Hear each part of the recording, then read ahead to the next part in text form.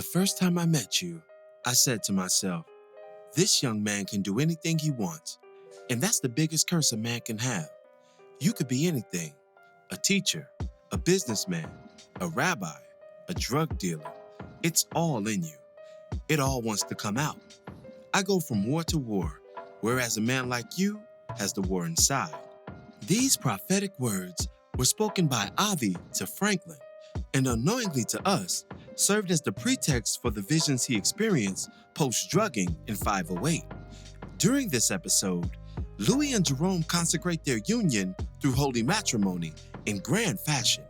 The wedding party, however, is blessed with the gift of euphoria, no pun intended, courtesy of Scully, who provided the party favors without sticking around to see the chaos ensue. Although every member of the wedding party was affected differently by Scully's reckoning, none experienced the drug's effects greater than Franklin, who had his deepest fears and darkest sensibilities drudged up unceremoniously. In today's video, we'll dissect Franklin's visions and analyze what they could mean for him and the story going into the final 2 episodes. Before we begin, be sure to hit the like button, subscribe, and bell notification to immediately receive these videos. Also, big thank you to all of my channel donors. If you'd like to be the next one, drop $1 on that Cash App for us. And lastly, a spoiler alert is now in effect for all things Snowfall. Here we go. Only with the death of ego can we walk the higher path. This line by Scully might be the single most important line of the episode.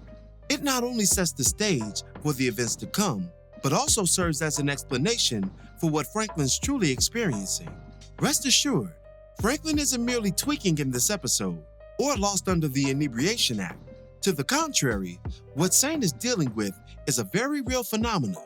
It is what's known in spiritual circles as an ego death. In order to understand the concept of an ego death, we must first understand what the ego is. Simply put, the ego is our sense of self or identity.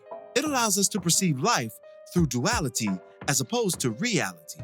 It divides life into opposing forces, as holy is to sinful, good is to bad, and right is to wrong. Instead of embracing the wholeness of life, we categorize it into the acceptable and unacceptable. This separation inevitably leads to self-rejection. Thus, anything we deem bad or unacceptable, we suppress it, burying the feeling deep down within the layered depths of our psyche. This repression fuels what notable psychologist Carl Jung referred to as our shadow selves, which becomes more monstrous and deadly the longer these sentiments remain buried.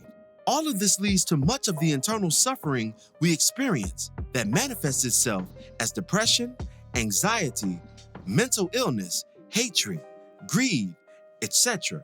That suffering is due to the separate self we carry, i.e., the ego, that's convinced it's simply an isolated aspect of existence. It's the conscience within us that holds every false notion we crave intact.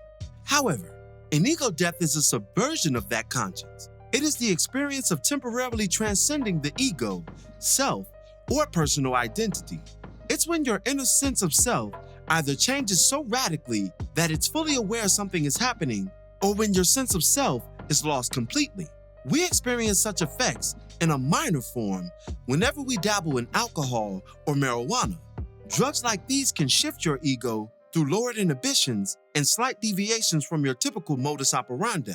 Your perceptions change, thus leading to a brief change in behavior. Stronger drugs, such as DMTs, mushrooms, and psychedelics, can knock your ego off altogether.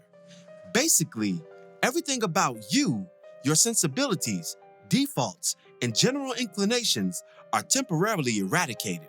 An inner silence of the mind replaces the ego, that which is normally you, and your senses and perceptions may become heightened.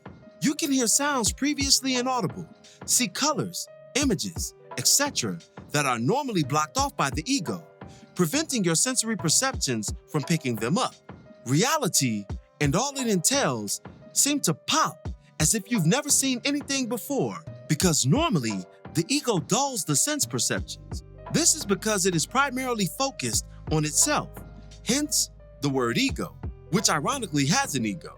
It forfeits heightened perceptions and awareness for thought and self-indulgence. On one hand, This experience can be very liberating. On the other hand, it can be very terrifying. An ego death can feel frightening because it's the ultimate threat to the ego, to die, to cease to exist, even for just a minute. Such a death creates a void that can be filled by peace or torment, depending on the spiritual preparation of his subject. This context helps us to further understand what's happening to Franklin and why his ego death is more haunting than it is happy. Franklin is forced to come to terms with his worst self, the grotesque side of his psyche that the drug game manifested within him, i.e., his ego. This is identified by murders, betrayals, and warnings for the storms to come. Additionally, Saint is confronted by his reasons for hustling, deconstructing the holier-than-thou images laid before him by his rapidly growing ego, and coming face to face with the true motivations lying dormant inside of him. The site of Franklin's ego death is ironically a church or cathedral. What makes it more interesting is that in the scriptures, the book of Luke chapter 9, verse 23 to be exact, the Lord states that, "If any man will come after me, let him first deny himself." In other words, no one leading with the ego, i.e. self, will experience the redemption of the divine. Franklin's visions in this setting represents him coming to terms with his sins without the interference of his ego entirely, which would only serve to block his chance at a true transformation. When Franklin first runs indoors, you can hear New Edition's "Cool It Now" playing in the background.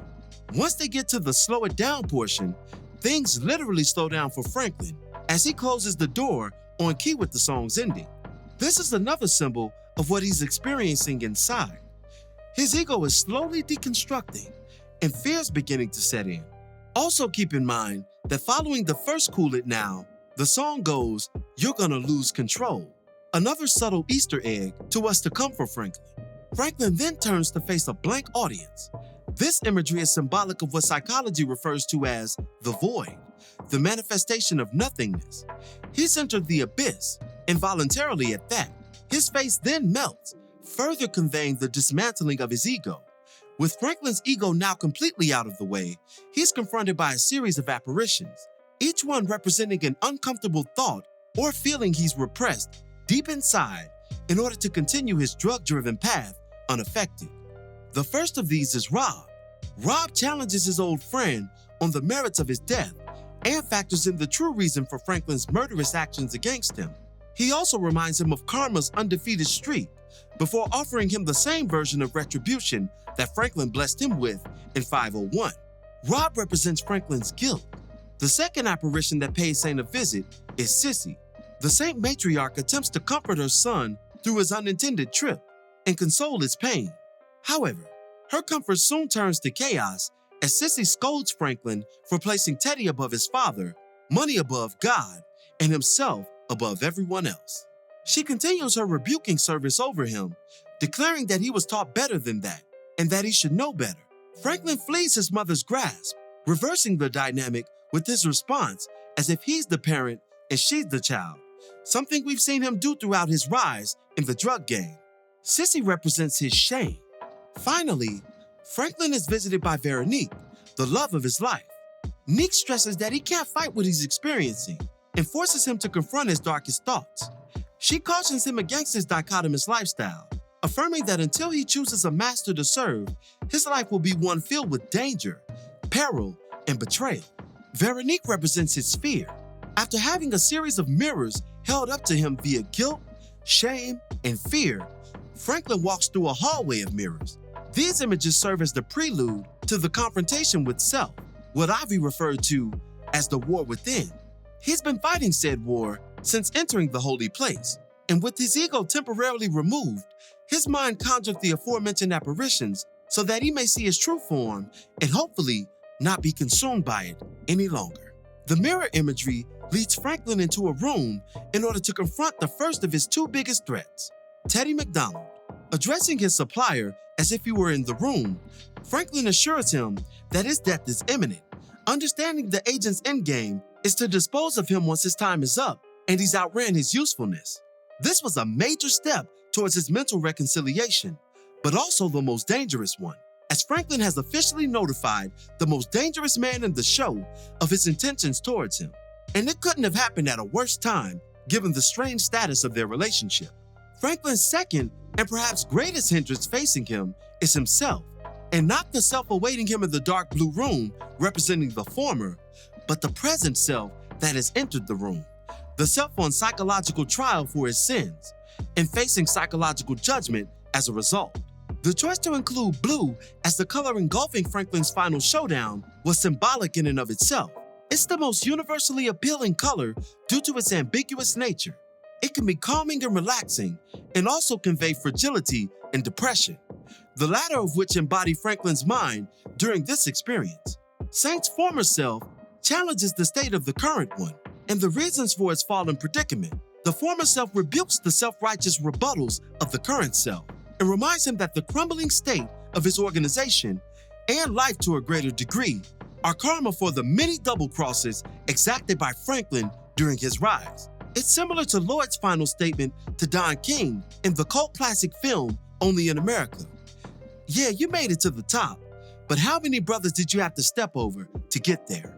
The conclusion reached by the former self is perhaps the most tragic, as he states that, even if you do understand, it doesn't make a difference. In summation, the damage is done, and this moment of clarity experienced by Saint was only meant for him to walk the higher path going forward, as Scully stated previously, not undo the broken one that crumbles by the second behind him.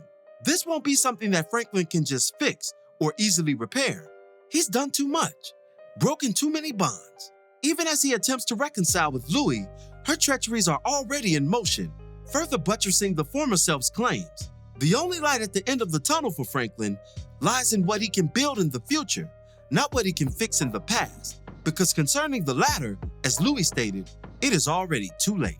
But what do you make of all of this? What were your thoughts on Franklin's ego death experience? Be sure to drop me your opinions in the comments below. As always, I thank you for watching today's video. If you liked today's video, go ahead and drop $1 on that Cash App for us, hit the like button, share it with your friends who are fans of Snowfall, and subscribe for more content such as this. This is Rudy P. Magic of Rudy P. Magic Beats, and have a blessed one until the next one. Peace, y'all.